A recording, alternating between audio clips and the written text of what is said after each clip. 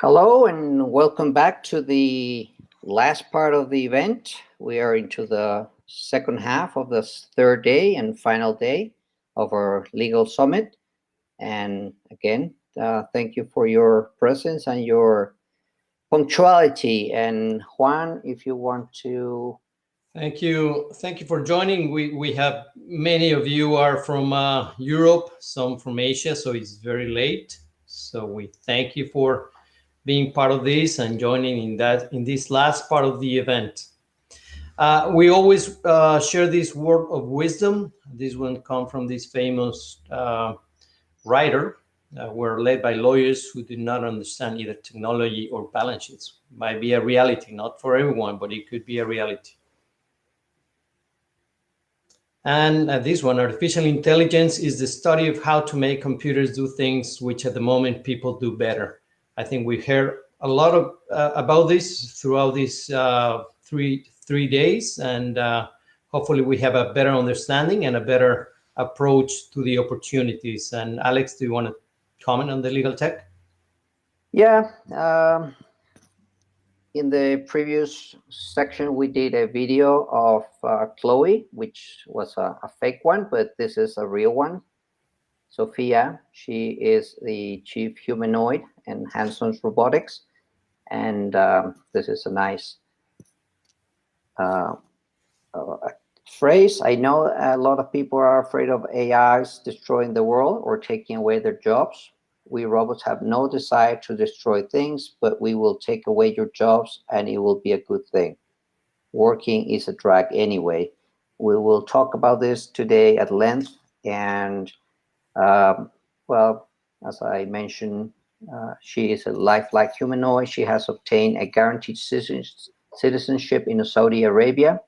It has brought controversy as people wonder and question whether or not robots should have rights. Juan, just go on this comes to show a little bit of what has been said in the past sessions.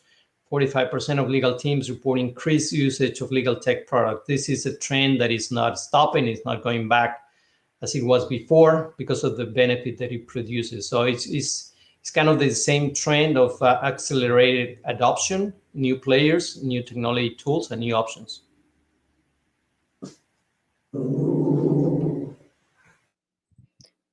This is another one interesting. This is pretty much on the newspapers every day. Tech stocks are showing investors how durable they can be, bouncing back from two sharp sell-offs this year to continue a dramatic surge that has seen the Nasdaq more than double since March 2020. So there's a lot of turbulence. There's a new things happening. And just to see a little example of technology, and this will set us up to kick off with our next speakers. Let me just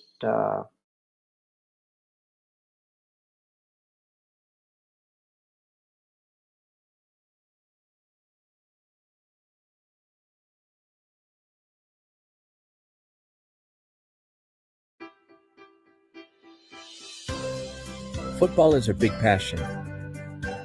And let's be honest, we all feel like we are football managers. 4-4-2, 4-3-3, 4-5-1. Why doesn't he play that midfielder? Why did they buy that defender? And then there are the newspapers. Oh, the newspapers. Every day, a new Messi is born. You deserve more than the opinion-based chit-chat about players and teams. You should be able to watch football differently, more objectively. You should have, at your disposal, the same technology and tools used by the top clubs. Well, now you can. Soccerment Analytics summarizes hundreds of thousands of stats into brilliantly designed and intuitive charts so that you can easily compare more than 7,500 footballers in just a few seconds. And most of it is free. With the Football Analyst subscription, you will have access to the most advanced analytical tools, like the similarity algorithm, which for any footballer shows the most similar players in our database in terms of physical, tactical, and technical attributes. After every match, you will have all the stats that matter, and you will better understand football. So you may be wondering why we show this video, and there's a reason for that, and we will ask Tom and Richard to help us translate this soccer argument and experience into the legal tech world. They live it on a day-by-day basis in what they do and what they report. So it's going to be fantastic argument from them. And before we get into that, I'm just going to thank again our amazing sponsors: I Manage, Logistic, Net Documents, Hogan Lovells, Esija, Genius Soft, Deloitte Legal, Thomson Reuters, Lexsoft Systems. Thank you very much for your amazing support, and thank you also for our amazing speakers. We're here in the last part of the last day, and without further ado, Juan, please introduce Tom. Well, Tom Martin is a good friend. He's the CEO of LawDroid, a support organization of this legal summit. He's a co-founder of the American Legal Technology Awards, a very influential award ceremony and process. Don't miss it because he's coming on. Tom is a legal tech advocate, lawyer, author, and speaker. He's also advisor to ATJ Tech Fellow Program and mentor at the Jail Size Center for Innovative Thinking. Born and raised in Los Angeles, California, Tom now splits his time between Los Angeles and Vancouver, Canada, with his wife and two daughters. So welcome, Tom. And Richard Tromans from Tromans Consulting. He is the founder of Artificial Lawyer and Tromans Consulting. He is also the chair and founder of legal sector think tank Changing Legal. He's been working in the legal sector for about 21 years now, and he's still amazed at how much work needs to take place to get us all where we need to be. So without further ado, let me stop sharing here. And we have Tom, we have Richard. Welcome. Thank you very much for being here. And the floor is yours. So kick in. Thank you. Hi, everybody. So me and Tom, we're going to do a kind of sort of cheese and ham sandwich. I'm not sure who's the cheese and who's the ham, but Tom's going to kind of do regulation, and I'm going to kind of do markets in relation to natural language processing technology, or AI, as it's come to be known. Tom's going to start. He's going to do his thing. Then we're going to have a little chat. Then I'm going to do my thing. And if you're listening here in the audience, we'd love to hear your questions. So please store them up. There's a Q&A function, I think, on the side. So please, send in your questions. We'd love to answer them. I'm going to kind of disappear a bit and let Tom do his thing. Perfect. Thank you, Richard. And you're definitely the ham. So that presentation earlier about soccer, I think it ties into what we're doing here, because when you see the stats and you see like the comparisons and basically like a Moneyball approach to soccer, the same thing is happening now with the law. And you could imagine that you could have one lawyer with their stats compared to another lawyer, or having judges side by side, and be able to kind of game the system and see what works. So it's a really interesting tie-in there. Also a soccer fan, so let me share my screen and get into what I'm going to talk about.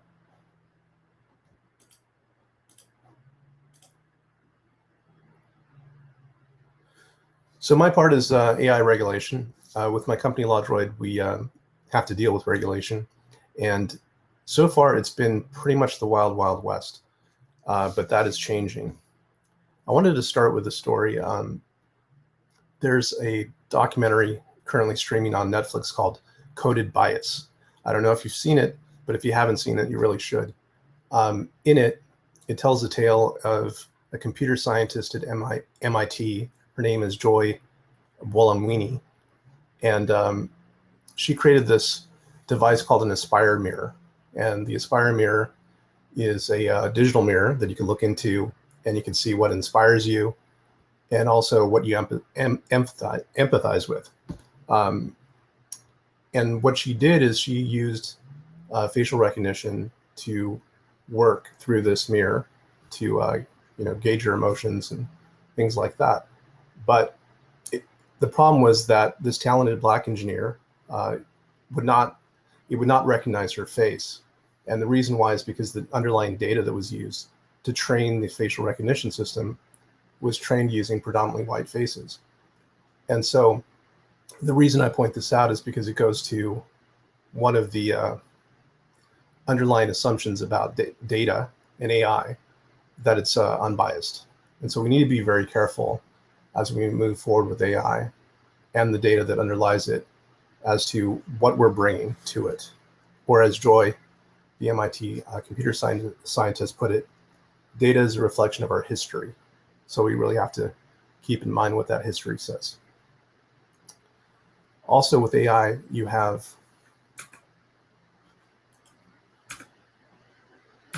one second. So what is there to worry about? There's basically 4 things that are unique to AI that we have to be concerned about. One is opacity. So some of the systems that we use, like machine learning, deep learning, the actual process that it uses to come to its conclusions is opaque. We don't necessarily know exactly how it's getting there. Even for computer scientists, it's a difficult situation. Second is complexity. These are very complex systems. I'll show you an example of one of them in a second. But the third is that it's very dependent on data. So again, what we talked about before, it depends on the data and if it's biased or not, and how do we determine that. The fourth is autonomous behavior. This is another facet of AI. And so when we take into consideration those 4 things, and we also look at this graph here that shows the growth in the power of AI. Here I'm using auto encoders as a proxy. You may have heard of GPT-3. GPT-3 is a technology that was released by OpenAI, Elon Musk's company. And essentially, when you fed in test samples of what you wanted to write about, it would basically write the rest of an article for you, a philosophy paper for you. You could even feed into it some coding, and it could code for you. It wasn't always perfect, but many times it got things pretty interestingly right. As a philosophy major in my undergrad, I read a philosophy paper that was written by GPT-3, and there were some points at which it actually was coming across as fairly intelligent, although it was just a predictive algorithm that was taking in information and predicting what would come next. But as you can see on this chart, let me zoom in a bit. GPT-2 came out approximately 2 years ago. GPT-3 was just in June of last year. And GPT-3, as I talked about, wrote text that was fairly convincingly human. And now, just in January, we have Switch, which was developed by Google and its Google Brain division. And the number of parameters is 1.6 trillion parameters. By comparison, GPT-3 had 175 billion parameters, so almost 9 times as many parameters. And so when you hear me say parameter, what does that mean? I think a helpful way to think about it is like pixels. You know, back in the day when you had a camera taking, 480 pixels, it was a pretty hard to read resolution. But nowadays with 4K, ultra high definition pictures, you can see everything almost, it's lifelike. So when you think of parameters within these systems, you could think of pixels. So the more parameters, 1.6 trillion that are available, the more likely it is to be able to gauge and predict and estimate. So now that we're considerably concerned about the power of AI with opacity, complexity, reliance on data, and autonomous behavior, as well as how it's growing exponentially, which I would also point out the number of papers, academic papers written about AI is also exponential, and like the growth of research being done and the amount of investment. So what do we do? Well, as lawyers, I want to point out that initially, our traditional role has been a one-to-one relationship with a client, and that software, cloud-based systems has essentially made that one-to-one relationship more manageable, but it hasn't fundamentally shifted that relationship from a one-to-one relationship to a one-to-many. And so what AI systems now allow us to do is to take some of that knowledge, some of that process, and automate it, and even have intelligence applied to solving those issues. Before I get into that, it's very interesting that there was kind of like a double announcement in April of this year, almost at the same time. I believe they were 2 days apart. The first was by the FTC, the Federal Trade Commission in the US. And what they were acknowledging was that data can be biased. So it's almost as if they saw the Coded Bias documentary and were responding to it. What they said in a blog post entitled "Aiming for Truth, Fairness, and Equity in Your Company's Use of AI," they pointed out that, for example, COVID-19 prediction models can help health systems combat the virus through efficient allocation of ICU beds. But if the data that is governing the selection of how patients are distributed is from historical data that's biased, then perhaps the distribution of medical services would also be biased, is what they were saying. And they pointed out 3 different items, 3 different laws that could be applied in these situations. One was Section 5 of the FTC, which makes it prohibited to use unfair or deceptive business practices. So these are laws that have been around for a while. The Fair Credit Reporting Act, which lends some transparency to credit decisions, and the Equal Credit Opportunity Act, which makes it illegal to discriminate on the basis of protected categories like race, color, religion, national origin. So what's interesting about that announcement from the FTC is that they definitely are engaging with the development of AI, but the US approach to it is essentially a reactive approach. It's illegal to do this, so somebody has to do it first, then it's illegal, then you have prosecution, potentially investigation. The EU approach here is quite different. It's a proactive model where proactively the EU is looking to regulate. And so this came out with a announcement of an EU proposal for regulation laying down harmonized rules of artificial intelligence. That was approximately 2 days after the FTC announcement. It was initially leaked, and then the balance of it was made available. And so what it does is it proactively looks at different layers of risk. Minimal risk at the bottom layer is essentially like games that use AI, spam filters, could be Google search is a minimal risk application of AI. Limited risk are things where there should be some kind of transparency or disclosure, like chatbots, for example. You don't want to try to pass off a chatbot as a person. You want to be clear and transparent and disclose, as is required by California law now, that it is in fact a chatbot that you're communicating with, or a voice assistant, for example.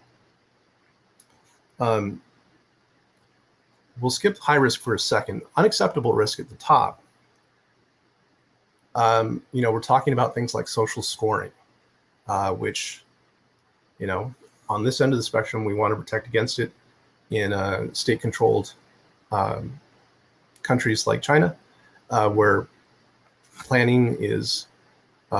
state planning is extremely important. Social scoring is actually part of their roadmap and plan to incorporate that. So that's actually at the top of an unacceptable risk of something that will not be allowed within the EU. Also, subliminal control. So if there's AI that can be employed to push people in a certain direction, that could be risky or dangerous. That is also something that's an unacceptable form of AI, would not be allowed.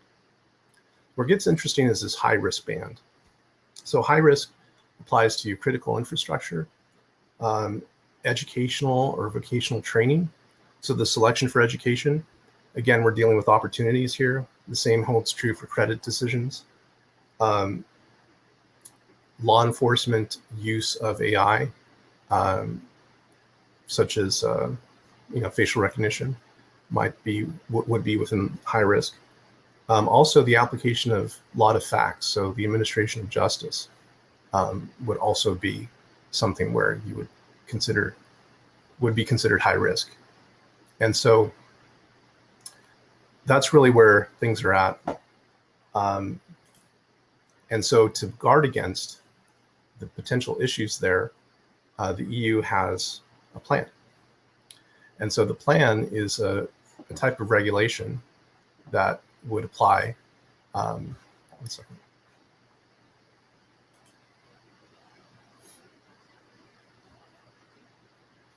So there would be a several-step regulation that would take place and be applied to high-risk AI. And the way to think of it is kind of like the FDA in the United States, where the FDA has to go through and review new medicines, for example, to make sure that they would be safe for the public. And so any vendor or company that was developing a high-risk AI that applied to education, credit decisions, critical infrastructure, law enforcement, or the application of law to facts would have to go through this process. So immediately you think that this could have a bit of an impact on legal technology. And so there would have to be an investigation into the plan of action, how this AI is going to be applied, and how that is assessed. And then once that's done, the registration of the AI with the governing body and declaration of conformity would be provided by the EU. So once you jump through all the hoops, you kind of get a bit of a stamp of approval from the EU to go to market. And once you go to market, that's not the end of it, because if there's any substantial change, you could always be looped back in to to have to go through all of the hoops again. Now, how does this relate back to being a lawyer and the law, the practice of law? Well, one of them has to do with competence. So as lawyers, under the ABA Model Rules 1.1, lawyers need to know what they're doing. And to know what they're doing, they have to be competent in the technology that they're using. That's actually a new requirement in some jurisdictions, that you have a technological competence requirement. So there's an obvious problem with what I pointed out before, that some machine learning and deep learning systems are essentially a black box, even to computer scientists. So if that's the case, then it begs the question whether or not you could ever be competent about the technology that you're employing, if you're employing any systems like that to perform your legal work. The second point is Rule 1.4 that deals with attorney communications. And so a lawyer shall reasonably consult with a client about the means by which a client's objectives are to be accomplished, and explain the matter to the extent reasonably necessary to permit the client to make informed decisions. And again, we have the same issue about how do you explain something that you don't understand.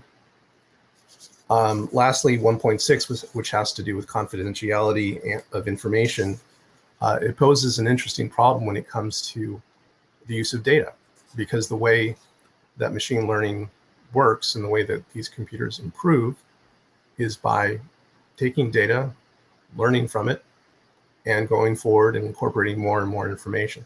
So if client information is to be used to improve the system, where do we draw the line in terms of the use of the potential prohibited use of confidential information? And the last one, I'm sorry, I forgot this one, has to do with unauthorized practice of law. And the way it's currently written, a lawyer shall not practice law in a jurisdiction in violation of the regulation of the legal profession in that jurisdiction, or assist another in doing so. And it's that last part, assist another in doing so, under Rule 5.5. If it's autonomous, are you assisting it in doing so? These are all interesting questions, and sometimes, they beg philosophical questions about what we do to regulate the application. I think that we are entering an interesting time, and that a brave new world is upon us, and that, as that MIT computer scientist said, data is our history, and we definitely need to keep in mind that we could set up regulation that is reactive, like the laws we already have on the books, as I've stated, in the United States, or if we choose to be proactive and put together a regulatory process, as the EU is looking to make effective in 2022, and protect us against bad outcomes. One other thing I'd point out about the EU regulation, which is interesting, is the stick that accompanies it. How much is it going to cost if you cross the line? Well, it's either 30 million euro, or I believe it's 6% of your annual turnover. So for a company like Facebook, that could be a $5 billion fine. So just something to think about, that there's definitely a big stick to enforce these rules. And with that, I'll hand it over to Richard.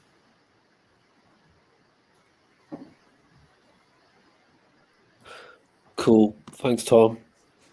I'll just make a couple of observations on this before moving into the market bit. So people who've just listened to that, clearly what Tom's talking about is, effectively the law and the broader world, the legal tech world, and the use of natural language processing, which is basically spell check on steroids, is very much divorced from this in a different world.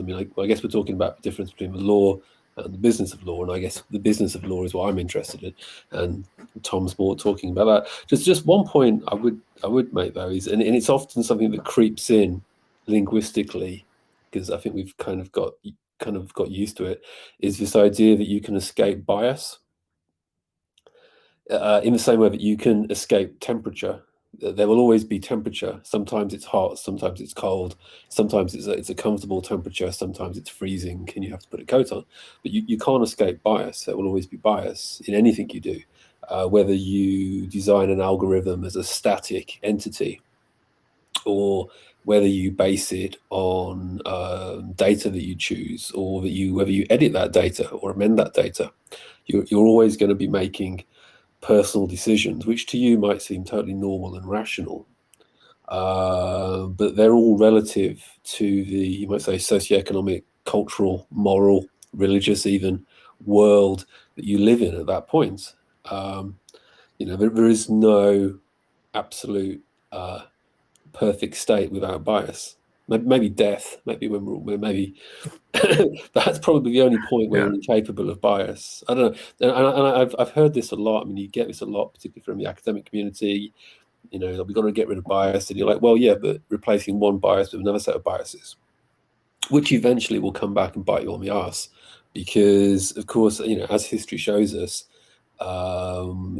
human morality just keeps moving. Like every 5 years, there's a new development. Suddenly, X becomes very, very, very important. Things that were seen as socially acceptable or not acceptable suddenly become an issue, and then you get into this very, very confusing territory. And I think the EU has created an incredibly hard problem for itself. So, for example, it's going to create expert bodies to police this. And how are they going to do this? I mean, one idea that came out of a law society a few years ago in England was that they'd create a library of algorithms. But that would be a crazy thing, because one, the companies would never let you have those because they're proprietary. Secondly, the algorithms by themselves are useless unless you see the data, both the training data that may have helped to shape those algorithms, and the data that you may be using to make any decisions, and also the checks and balances and so forth. So it's a real Pandora's box that they're opening up there, because they're not actually analyzing technology. What they're actually analyzing is their own human behavior they find acceptable. As is often the case when you look at technology, it's actually a mirror for our own behaviors, and it helps to highlight the way that we behave.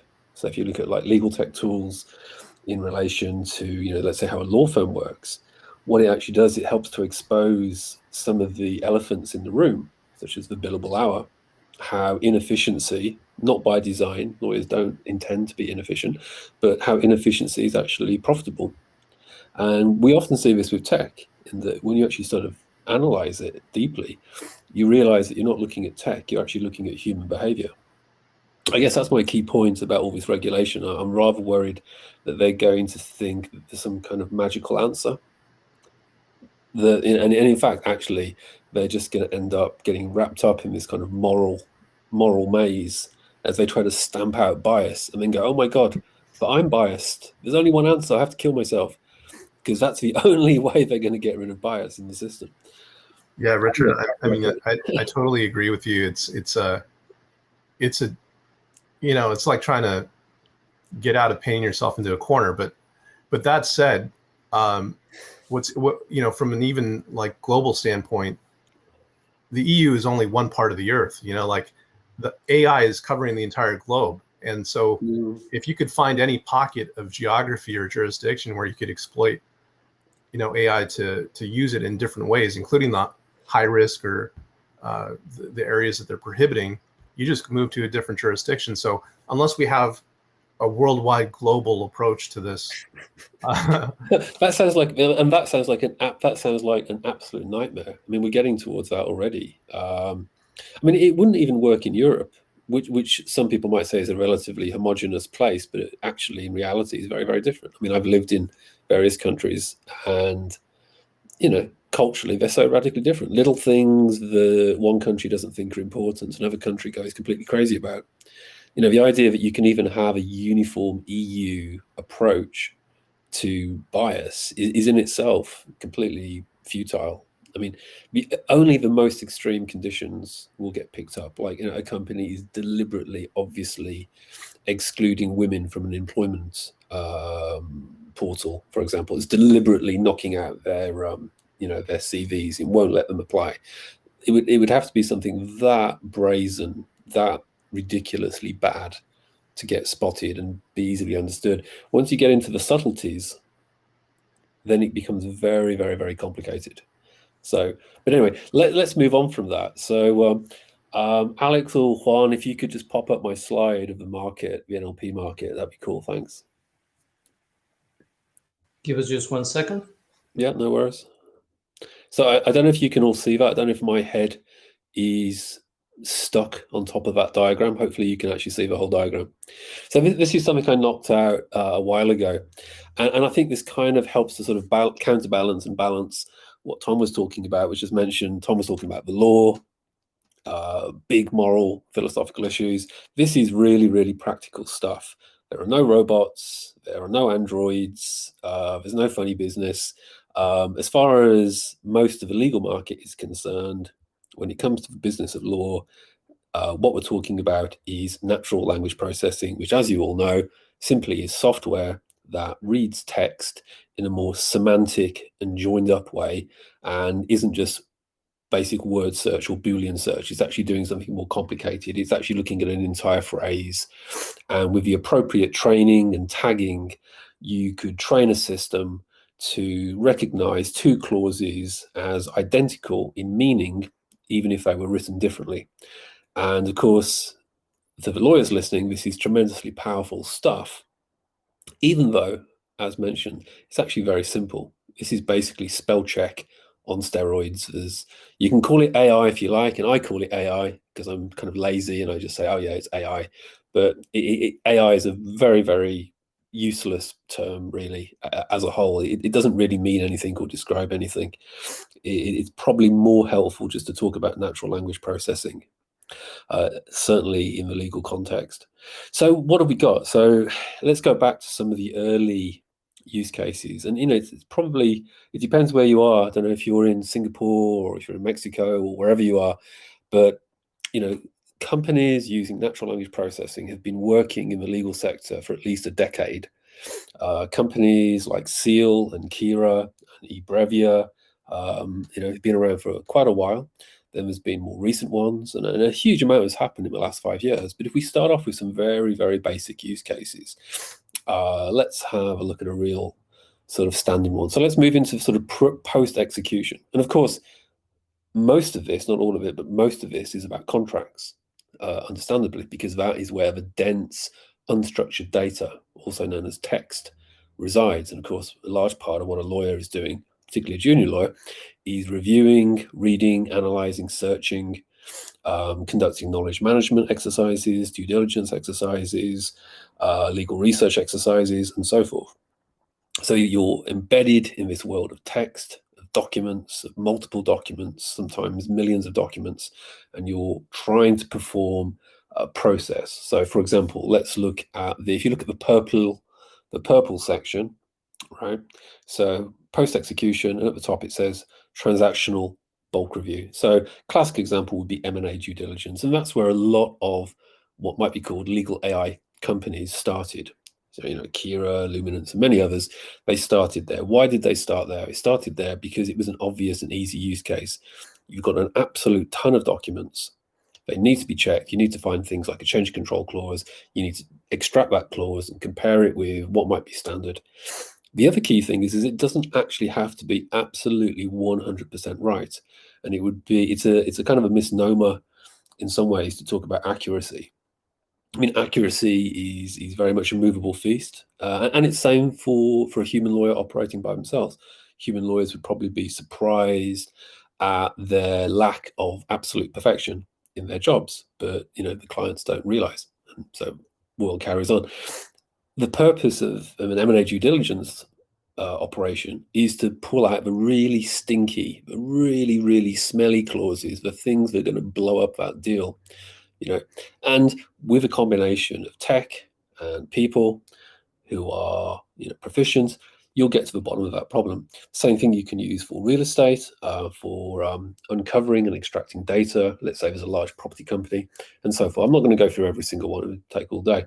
But as you can see, it starts off with what is effectively, if you want to sort of couch it, in real terms, this doesn't have any sort of philosophical or regulatory or moral dimension in any way. This is just a very practical economic tool, because the time that it would take you to do this task, if you've got a decent NLP system that's trained on that material, you're going to move a lot faster.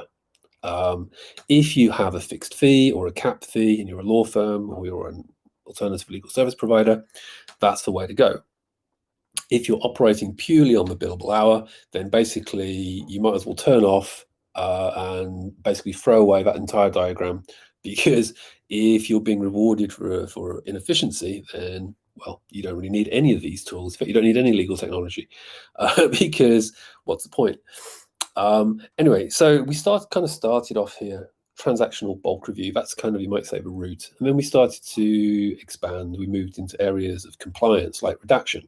So, with various data rules around the planet, can we extract and remove all the names and addresses of all the people in our doc stack? Then we had some very interesting use cases around repapering, i.e. taking a contract and altering it, not completely throwing it away, sorry, excuse me, and effectively repapering parts of it. And a classic example was LIBOR-IBOR, which is the London interbank exchange rate. Now, that has actually led to banks repapering hundreds of thousands, if not millions, of documents. And they just couldn't do it just with people alone. I mean, I suppose you could, but it would just become so inefficient. And this is actually where it gets interesting. And I think what we're starting to see particularly is it's not just all about tech, obviously, because anybody who is just simply relying on the tech without any human intervention, without any human in the loop, is being very, very naive. And I think this is also one of the big differences between most of the legal tech solutions and what is being sort of talked about in the market. I mean, I did a piece recently about Law Geeks, which does contract review. It would review a single contract for a corporate. Now, they started off hoping that the natural language processing that they were using would give them perfect results, but it couldn't. It just couldn't. And they decided that the only way to give the client the results that they felt the client deserved was to hire some lawyers to finish the job, to effectively make sure that the system was working properly. And, that's a very, very sensible way of looking at it. And I think a lot of the hysteria and hype, if you want to call it, I guess actually most of the hype around AI has pretty much died off a few years ago, really. But what little hype is left is mostly around that it's some kind of perfect system, that it's going to run itself. And you see the stress around, like self-driving cars. Most people are very nervous about those. Most people, I mean, there's been lots of people using sort of semi self-driving cars like a Tesla, and then pretending it was a real self-driving car, and then crashing and dying and getting into trouble, and lawsuits go flying everywhere. I'm not even sure. It'd be interesting, actually. We may get to a point, actually, where the idea of just letting AI systems just run themselves isn't actually going to ever happen. It may get to the point where people who are wiser intervene and say, hold on a minute, look, this stuff is not producing perfect results. We would be absolutely mad to depend on this stuff. It's extremely useful when supervised, but you don't want to just let it run off by itself. And it's the same with legal tech. I mean, you wouldn't just get a license for an NLP company, throw some documents at it, give it a once through, and say, there you go, all done. We can send that back to the client. Everything's fine now. You'd be absolutely mad. And plus, if you were a lawyer, you'd probably get struck off for absolutely crazy ethical, risks. So I guess that's a key point there. So we start off there, big bulk, and then we move into other areas. So if we go up to the top, we get into Orange, the Orange little branch, get into pre-execution. Just mentioned there, talking about Law Geeks. So people started saying, well, hold on, if we can do bulk, we can also just do one contract. What about analyzing a contract, comparing it to a playbook that the company has, and then highlighting the parts of the contract that differ? Or what about looking at how previous contracts may have been marked up, extracting that information and then presenting it to the lawyer doing the review? And it goes on and on and on. And then we get into KM search. or enterprise search. I mean, basically library functions. So law firms, corporates have millions and millions and millions of documents. How do you actually extract that information in a meaningful way? So not just pulling out a single document, but what if you were searching for a clause in your document management system?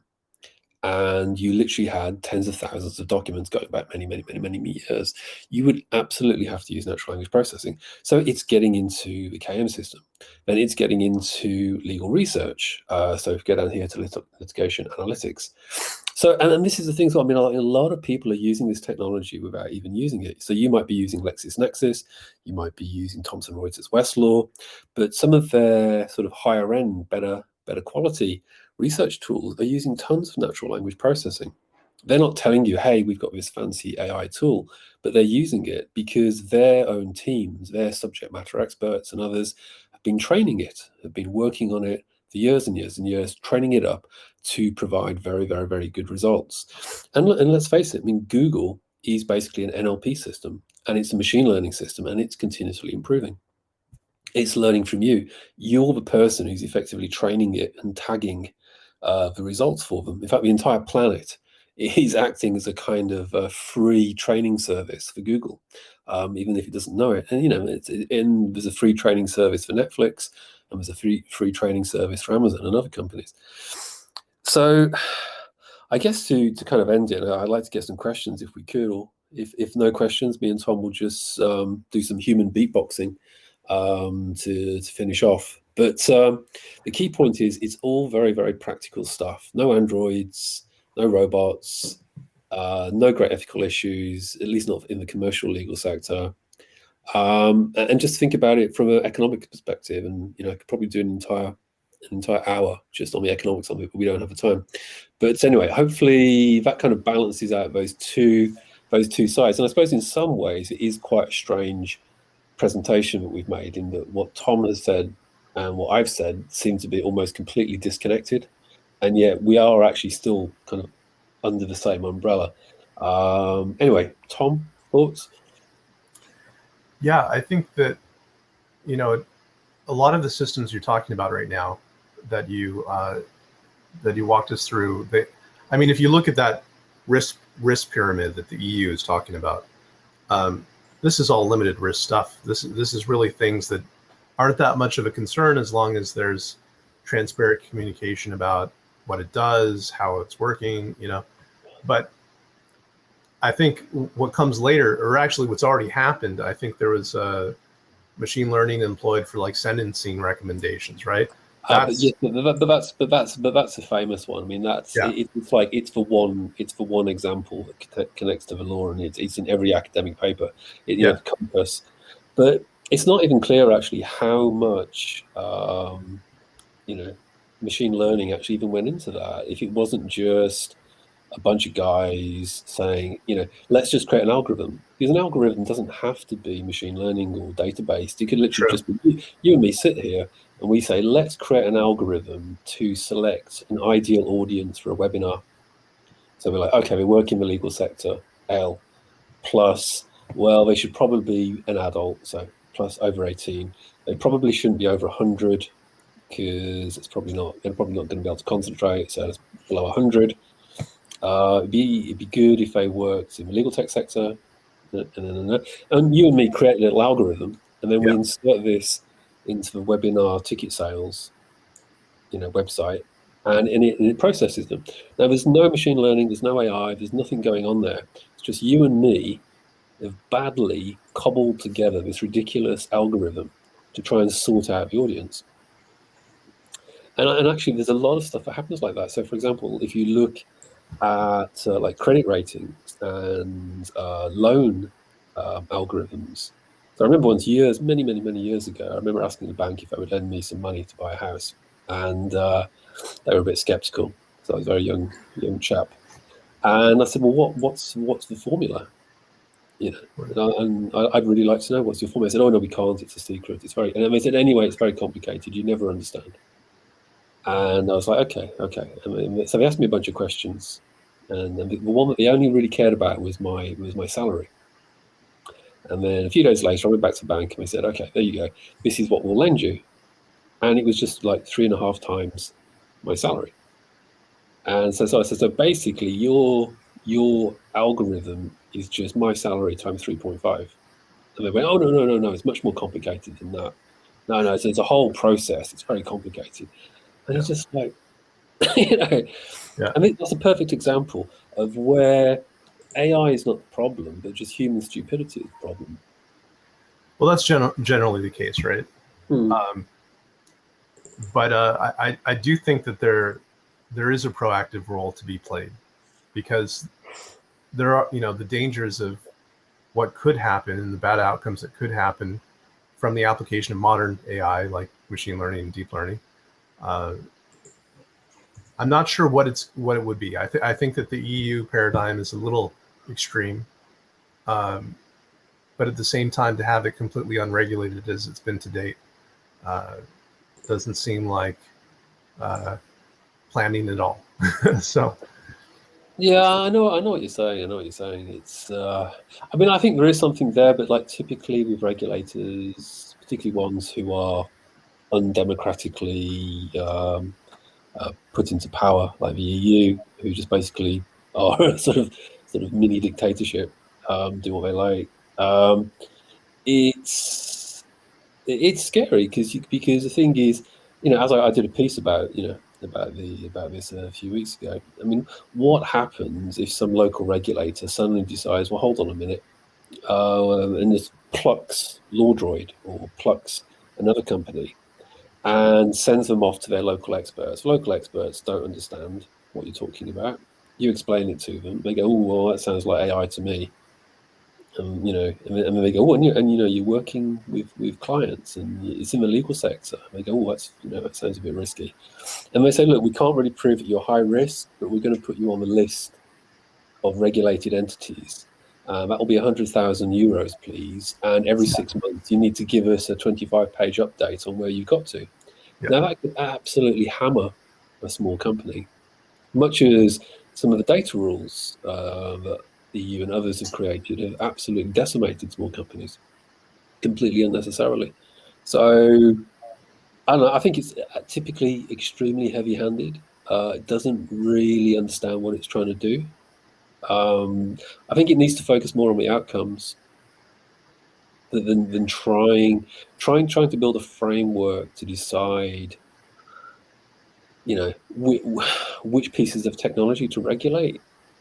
It seems really fraught. I mean, I think they should actually work the other way around, rather like how common law works. Murder is murder. You don't have 200 different crimes. So like murder with a cushion, murder with a baseball bat, murder with a stapler. You basically you say, right, what is the outcome we're trying to stop? Okay, we don't want murder, right? So murder's bad. You can't do it, guys. Stop it. There's a punishment for it, and then you work backwards. And I think that's one of the problems here is they're basically trying to classify every single route into that problem. Right. Well, yeah, I think that there is something to be said about having a reactive type system that the U.S. has, but one that's clearly, organized around the application of intelligent systems. Because to date, it's just been. But they're not intelligent, are they? They're not intelligent. All right, they're not more intelligent than a pocket calculator. And that's the myth, you see. That's the whole thing with the androids and stuff. They're not intelligent. I mean, they really are not intelligent at all. Well, I would differ a little bit on that. That they can be. This new encoder that Google's come out with, Switch, actually uses various different. It's called Switch because it actually switches between different experts systems inside of it, and each one of those can be said to have intelligence within its zone of expertise. I agree with you that it's not human level intelligence, but when you look at what it could come up with, it's kind of hard to deny sometimes. When you see. Yeah, but it's an illusion, isn't it? It's a clever illusion. I mean, it would be like thinking that a computer had a little man inside it or a little woman inside it who was answering your questions. You know, I mean, I think in a few years' time we'll look back and just realize that the whole idea that, you know, these things are intelligent, you know, was always going to be a myth. You know, they're just different ways of accessing data. True, but I think using my analogy about a high definition television, like back in the 80s, you know, you look at your TV and you would never mistake it for being outdoors. But if you have a high definition shot of the forest and you put it onto a screen that they, you know, the high level screens that they have available now that far outstrip 4K, it might be difficult to tell.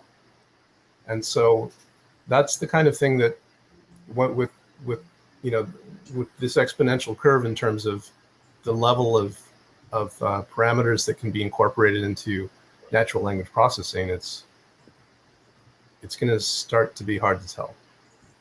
Yeah, but that's a very particular use case, isn't it? I mean, around like chatbots and stuff. But yeah, I mean, I think there should be like a government health warning, you know, eventually saying, Yeah. you know, you are not speaking to a person. Right. You know, please be aware. This is not dolphin safe. You know. Yeah, exactly.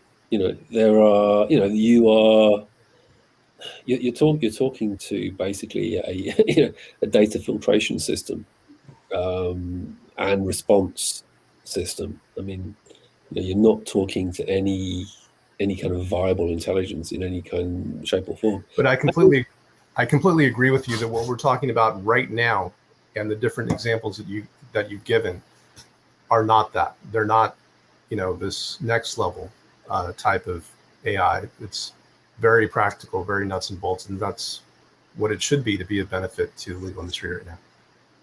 And also, I mean, you know, I remember when I started Artificial Lawyer, I mean, you know, I mean, and I too was caught up. I'll be honest with you, I was caught up with what could happen. But I quickly started to realize the more I talked to the CTOs of, you know, these companies, I started to realize what it was really all about. But I mean, one of the questions we always used to get asked was, well, you know, when are we going to get systems that will actually give you legal advice? You know, to which I always say now, even if a system did give you actual advice as opposed to just information. You know, there are lots of systems where it will say, yeah, you know, so you've just lost your job. Well, right, you should register with this agency and, you know, tick the box to tell us what it was that the company said you were fired for. And okay, these are your legal rights. Now, that's not advice, that's just data. In the same way that you might go to a vending machine and say, you know, I'd like a chocolate bar, click, and you get your information or your chocolate. It's as simple as that. You cross this almost imperceptible line where you then start to say, but this is what you should do. Right. You know, actually, the first thing you should do is forget about suing your employer because you'll never win. Now, that's not data, that's advice. Right. Or actually, you should definitely sue your boss. And I'm a lawyer who does employment cases, and I would love to have your case. When actually, in reality, there's no chance you're going to win at all. Yeah. Again, so that's advice. So yeah, it can. The systems could be perverted, and I think yeah, let's have a government health warning on that. But I think there is a clear line, and I think it's not that difficult to see, really, if people think about it, the difference between information and advice, because you can actually do it linguistically. So if you use the words should, would, could, ought to, you know, all the conditionals. Well, there's games that can be played with that too, but it is. You know, it is interesting that I don't know. There's a lot of trouble that can be had. But yeah, I mean, it's a fascinating one. It's a fascinating one, and I mean, I think the biggest problem actually is that the people who are needed to actually help these regulators are too busy building really interesting legal tech tools, or are working inside big law firms, or working in legal ops. Very well paid, very busy, having productive and interesting lives, and they probably don't want to work at a regulator. Yeah. And that's the problem, is that the people doing the regulation are very distant from the reality. It's always been the greatest problem with regulators. Well, they always start big, and I think they refine how they approach it over time, and hopefully that's what they'll do. Yeah. All right, Tom, Richard, we needed to have this conversation between the two of you on the regulatory environment, but also on the market perspective. And you two are experts on those topics.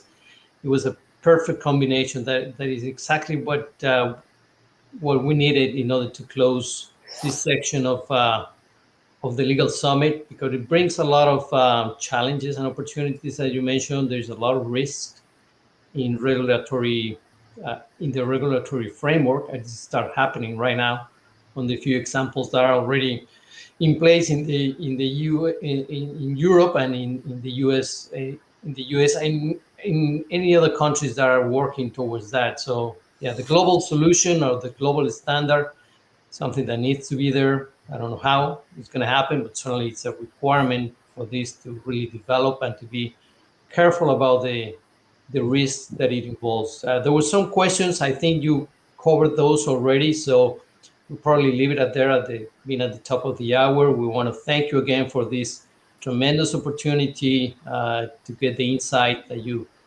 get from your daily activities and from the perception and the perspective that you have on the legal industry. So again, Tom, Richard, thank you very much. A pleasure having you. Thank you. And just to say, I didn't see the question, so sorry if you asked me a question I didn't see. No, don't worry. It was related to some of the comments that you did included at the end. So I think we're fair on that. We appreciate it. Fantastic. Thanks so much, guys. Thank you so much. Thank you very much, guys. As always, a pleasure. And I'm going to go offline now. We're going to stop broadcasting. We already have our 3 panelists ready for their presentation. We're just going to go on a little 3-minute break. We're just going to change the presentations and get ready to come back to you in no time. So don't go away. I'm going to put this in pause and we'll be back in 3 minutes. Thank you. Thank you, Richard. Thanks, Tom.